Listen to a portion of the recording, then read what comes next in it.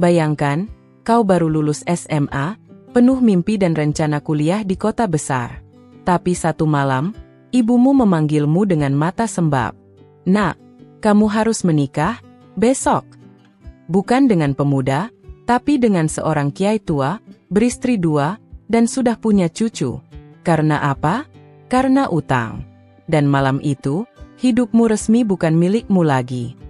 Sebelum lanjut, jangan lupa absen dulu di kolom komen dari kota mana Anda menonton video ini.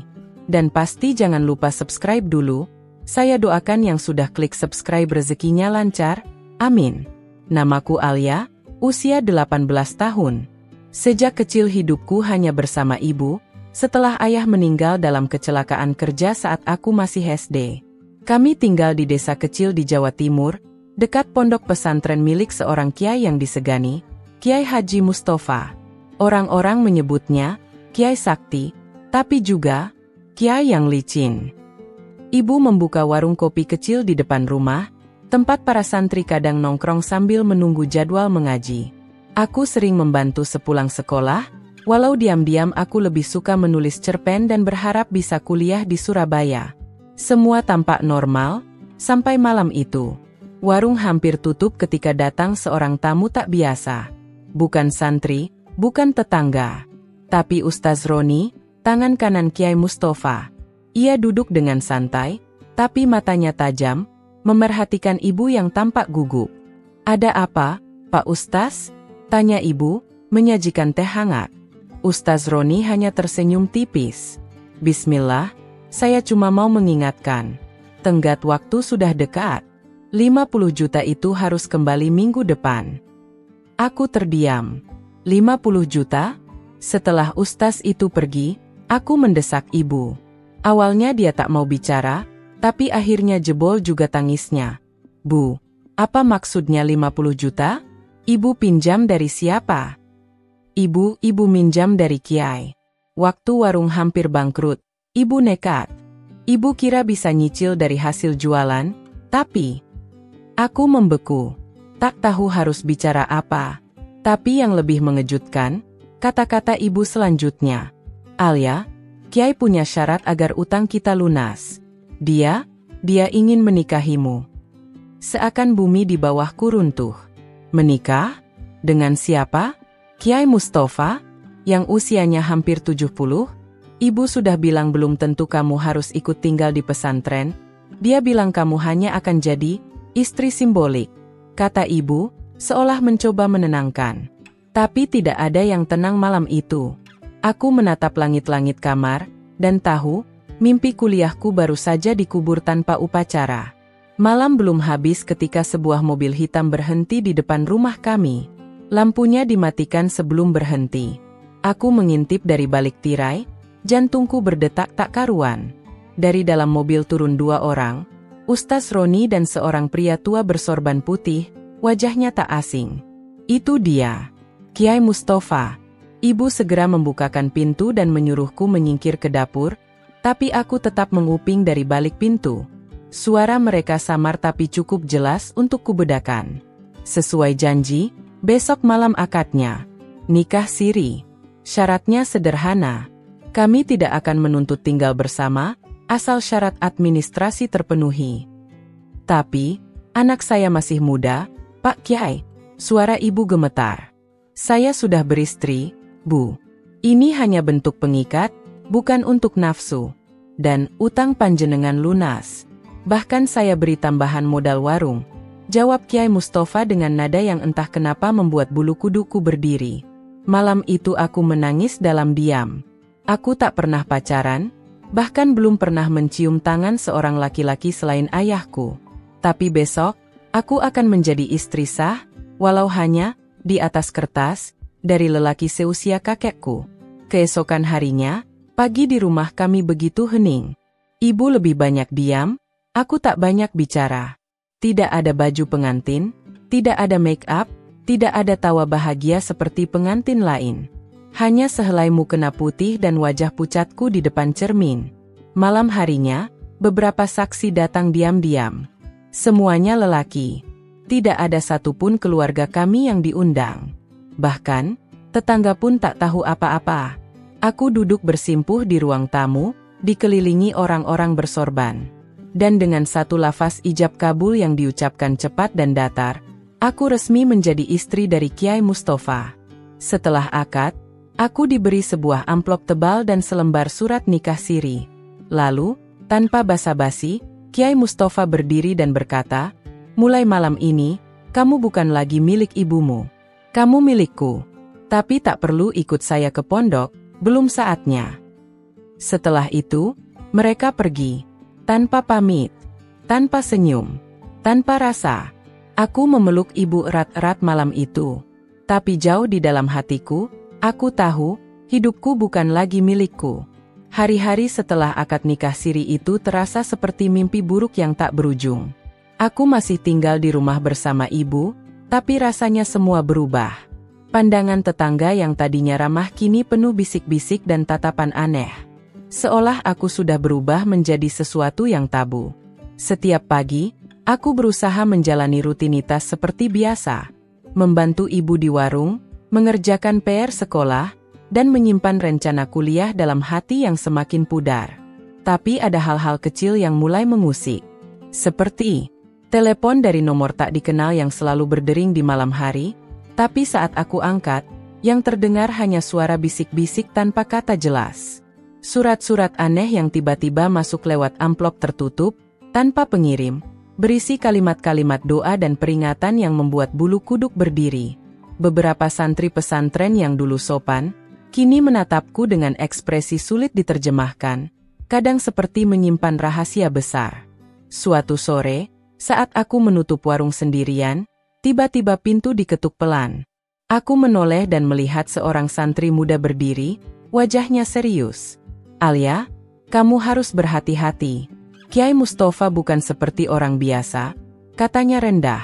Aku menelan ludah, "Maksudmu?" Santri itu menatapku dalam-dalam. Ada banyak cerita gelap tentang kiai itu, tentang perjanjian yang dibuatnya dengan banyak orang, tentang jiwa yang terikat. "Kamu harus waspada." Hatiku bergetar. Rasanya seperti berada di pusaran badai yang tak terlihat. Malam itu, aku duduk di kamar, memandangi surat nikah siri yang masih kusimpan dalam laci. Aku bertanya pada diri sendiri, apakah aku sudah benar-benar menikah? Atau justru terjebak dalam sebuah permainan gelap yang tidak bisa kuputuskan? Tapi satu hal yang aku tahu pasti, aku tak bisa terus diam. Aku harus mencari tahu lebih dalam. Sejak peringatan santri itu, rasa penasaran dan ketakutanku bertambah.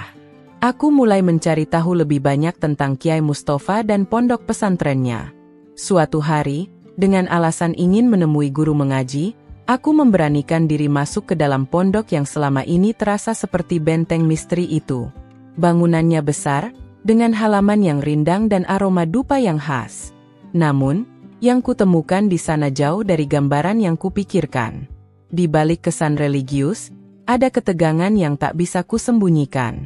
Aku bertemu dengan beberapa santri yang lebih tua dan sedikit terbuka. Dari mereka aku tahu, Kiai Mustafa dikenal sangat keras dan penuh aturan yang tak biasa. Ada cerita lama tentang sebuah perjanjian yang dibuat Kiai itu dengan keluarga-keluarga desa, perjanjian yang menyangkut hutang dan pengikat jiwa. Beberapa perempuan yang menikahinya secara siri, seperti aku, tak pernah benar-benar bebas. Mereka tinggal jauh dari pondok, tapi dikontrol lewat perintah dan ancaman yang halus.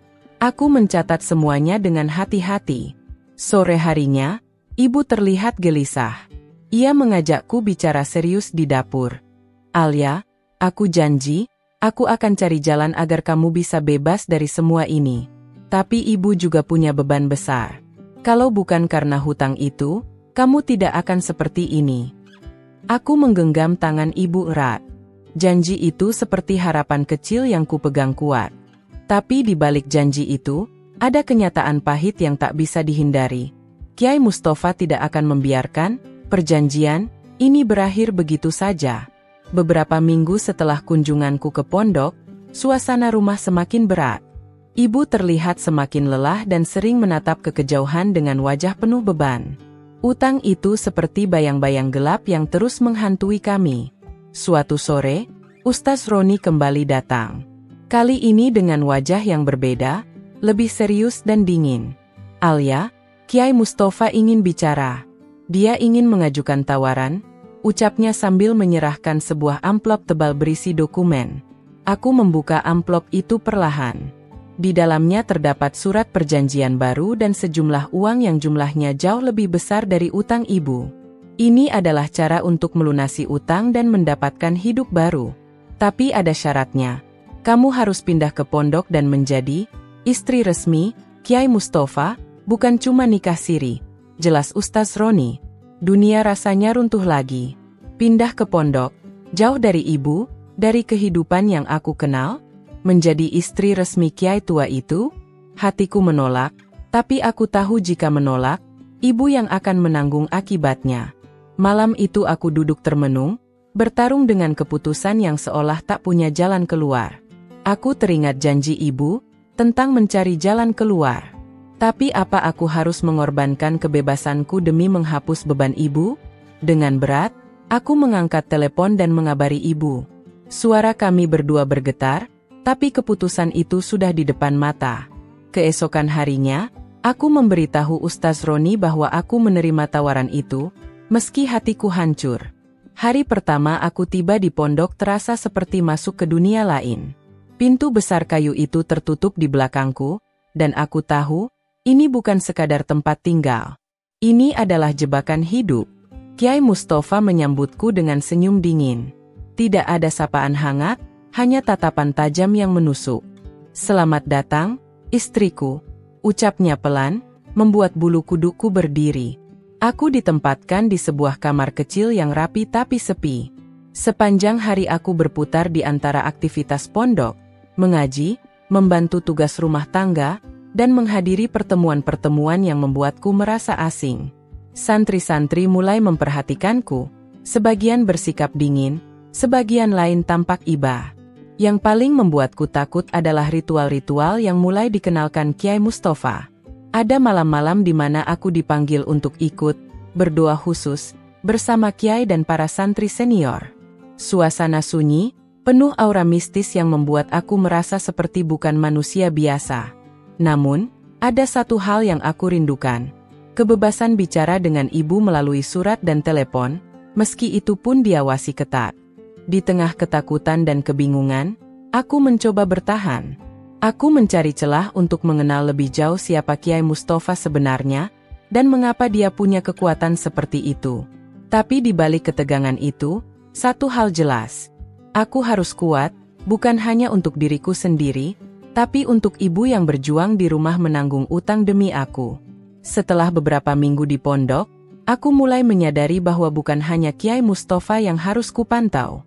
Lingkungan di sini penuh dengan tipu daya dan rahasia tersembunyi. Ada seorang wanita muda bernama Maya, yang katanya sudah istri resmi Kiai juga. Awalnya dia terlihat ramah, bahkan menjadi satu-satunya teman yang aku punya. Tapi seiring waktu, sikapnya berubah. Maya sering membisikkan hal-hal aneh, seperti memberitahu aku untuk pasrah dan jangan mencoba melawan. Namun, suatu hari aku tanpa sengaja mendengar pembicaraannya dengan Ustaz Roni yang mengkhianatiku. "Tugasmu untuk memastikan Alia tidak kabur. Jangan beri dia harapan palsu," kata Maya dengan suara dingin. Aku terpukul. Ternyata teman yang kupikir bisa kupercaya justru menjadi mata-mata yang mengawasi setiap gerakanku. Rasa kesepian makin menggigit. Aku tahu, kalau ingin keluar dari situasi ini, aku harus lebih berhati-hati. Siapa yang benar-benar bisa aku percaya? Dalam keputusasaan itu, aku mulai menulis catatan rahasia di buku harian, menyimpan semua yang aku alami. Mungkin suatu hari, catatan itu bisa menjadi bukti bahwa aku tidak sendiri dalam perjuangan ini. Hati Alia penuh kegelisahan, tapi diam-diam ia mulai merencanakan sesuatu. Meski dalam bayang-bayang ketakutan dan pengawasan ketat, ia menulis di buku hariannya, tempat satu-satunya yang aman untuk mengungkapkan perasaannya. Suatu malam, saat pondok hampir sepi, Alia berhasil menyelipkan pesan rahasia dalam surat yang akan dikirimkan kepada ibunya. Dalam surat itu, ia menulis tentang kondisi di pondok, permintaan bantuan, dan juga rencana kecilnya untuk keluar. Namun, jalan menuju kebebasan itu tidak mudah. Ustaz Roni semakin ketat mengawasi, dan Maya semakin menjadi-jadi mengintimidasi. Alia tahu bahwa satu langkah salah bisa berakibat fatal. Suatu hari, Alia bertemu dengan seorang pemuda santri bernama Fajar, yang diam-diam memperhatikannya. Fajar bukan hanya santri biasa, tapi seseorang yang mulai meragukan Kiai Mustafa dan sistem pondok yang penuh rahasia. Mereka mulai bertukar cerita, berbagi rasa takut dan harapan. Bersama Fajar, Alia mulai mengumpulkan informasi tentang kelemahan Kiai Mustafa dan mencari kesempatan untuk berbicara dengan tokoh luar yang bisa membantu ibunya melunasi hutang tanpa harus menyerahkan Alia sebagai pengikat. Di balik ketakutan yang mencekam, tumbuh harapan baru. Hari-hari Alia semakin dipenuhi dilema dan ketakutan, namun juga harapan yang mulai tumbuh bersama Fajar. Mereka berdua tahu, untuk bisa bebas, Alia harus mengambil keputusan yang sangat berat. Pada suatu malam yang gelap, Alia bertemu dengan ibu di telepon sembunyi-sembunyi. Dengan suara bergetar, ia menyampaikan semua yang terjadi di pondok, termasuk tawaran rahasia dari Kiai Mustafa untuk pindah secara resmi, pengawasan ketat, dan rencana pemberontakannya bersama Fajar. Ibu menangis mendengar penderitaan anaknya. Namun, di balik air mata itu ada kekuatan baru. Nak, ibu sudah coba segala cara. Tapi yang terpenting, kamu harus hidup bebas dan bahagia. Hutang itu tidak boleh menjadi rantai yang memenjarakanmu, kata ibu. Alia tahu, kini saatnya memilih. Bertahan dalam ketakutan demi membayar utang, atau melawan dan menghadapi segala risiko demi kebebasan. Dengan keberanian yang baru, Alia dan Fajar menghubungi seorang aktivis hak perempuan yang selama ini dikenal memperjuangkan korban-korban nikah paksa dan eksploitasi di pesantren. Bersama mereka, Alia berencana membawa kasus ini ke ranah hukum dan media, membuka tabir gelap di balik pernikahan paksa dan hutang yang menjebak perempuan muda. Perjuangan mereka tidak mudah. Kiai Mustafa menggunakan segala cara untuk menekan dan mengancam. Namun, semakin Alia berani, semakin banyak suara yang datang mendukungnya. Cerita Alia menjadi simbol bagi banyak perempuan yang selama ini terdiam. Dan meski jalan ke depan masih penuh tantangan, Alia tahu, ia akhirnya memilih hidupnya sendiri. Kisah Alia bukan sekadar perjalanan seorang gadis muda yang terperangkap dalam jeratan hutang keluarga dan perjanjian nikah paksa yang menggerogoti kebebasannya. Lebih dari itu, ini adalah cermin dari realitas pahit yang masih terjadi di banyak sudut kehidupan, terutama bagi perempuan yang kerap menjadi korban sistem patriarki dan struktur sosial yang menindas. Perjalanan Alia mengajarkan kita betapa rapuhnya batas antara tradisi, kekuasaan, dan hak asasi manusia. Dalam bayang-bayang kiai yang disegani dan institusi agama yang seharusnya menjadi tempat perlindungan, tersembunyi praktik-praktik yang mengekang dan menyembunyikan luka tersembunyi.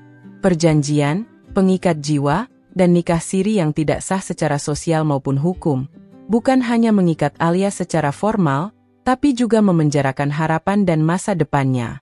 Di balik perjuangan melawan tekanan dan intimidasi, Alia menemukan kekuatan yang selama ini tersembunyi di dalam dirinya. Kekuatan untuk tidak hanya bertahan, tetapi juga melawan.